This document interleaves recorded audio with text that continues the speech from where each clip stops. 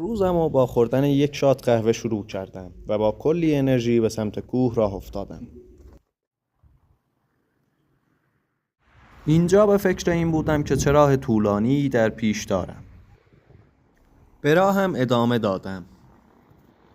اینجا به تپه اول رسیدم.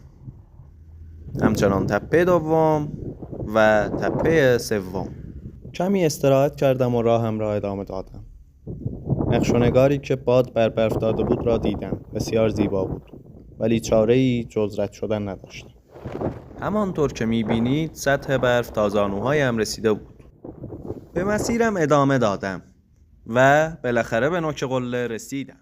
من موفق شدم.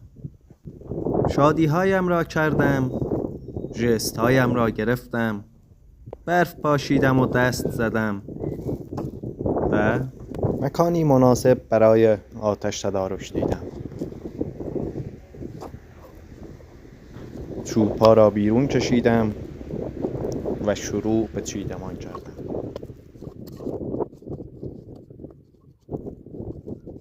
چیدمانی به سبک آتش کوبایی‌ها که در چنین شرایط آب و هوایی بسیار جواب است.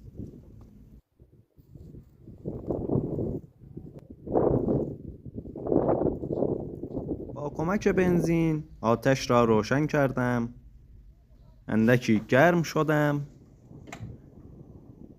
تا بتوانم دست و بالم را حس کنم.